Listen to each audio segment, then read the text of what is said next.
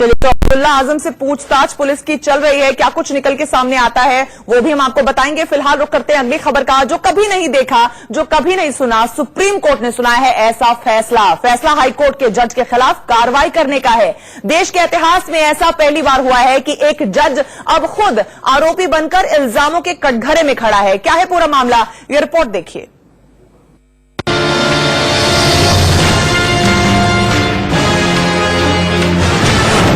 अब कटघरे में रहेंगे जज साहब।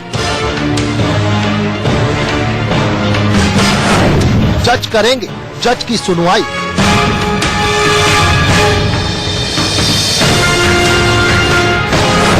सुप्रीम कोर्ट का ऐतिहासिक फैसला। मुजरिम बनेंगे माय लॉर्ड। जो आरोपियों को कटघरे में खड़ा करता था वो अब खुद कटघरे में खड़ा होगा। जो दूसरों की सुनवाई करता था अब उसकी सुनवाई होगी। जज करेंगे जज की सुनवाई। ऐसा आज तक नहीं हुआ, ऐसा पहले कभी नहीं सुना। हाई कोर्ट के जज के खिलाफ सुप्रीम कोर्ट के चीफ जस्टिस ने दिया है ऐतिहासिक फैसला। आरोपों के घेरे में है इलाहाबाद हाई कोर्ट के justice SN Shukla. Supreme court के मुख्य न्यायाधीश जस्टिस रंजन गोगोई ने सीबीआई को इलाहाबाद हाई कोर्ट के जस्टिस शुक्ला के खिलाफ भ्रष्टाचार निरोधी कानून के तहत केस दर्ज कराने की अनुमति दे दी है। इतिहास में ये पहली बार है जब सुप्रीम कोर्ट ने सीबीआई को किसी हाई कोर्ट जज के खिलाफ केस दर्ज करने की अनुमति दी है। मामला लखनऊ में कानपुर रोड स्थित प्रसाद इंस्टीट्यूट ऑफ मेडिकल साइंस से जुड़ा है। यह मेडिकल कॉलेज एक समाजवादी पार्टी के नेता बीपी यादव और पलाश यादव का है। 2017 में मेडिकल काउंसिल ऑफ इंडिया ने मेडिकल संस्थान का निरीक्षण किया। इस दौरान वहां बुनियादी सुविधाएं कम पाई गयी। वहां पर मेडिकल की पढ़ाई के मानक पूरे नहीं हो रहे थे।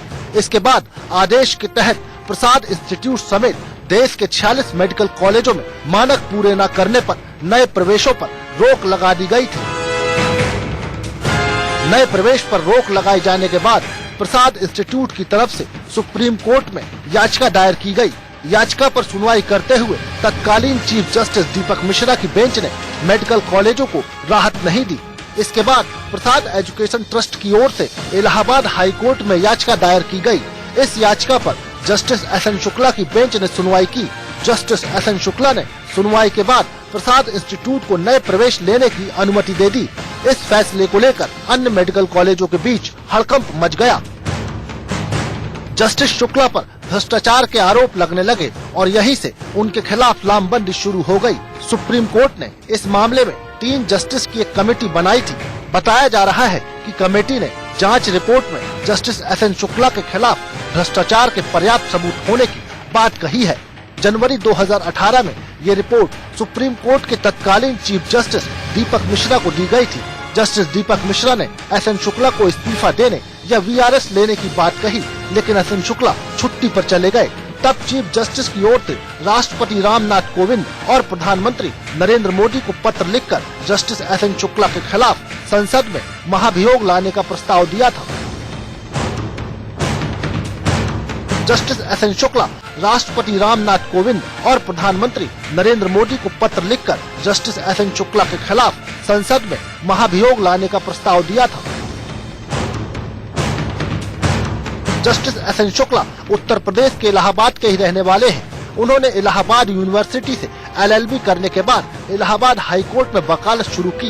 यूपी सरकार में वो अपर महाधिवक्ता भी रहे।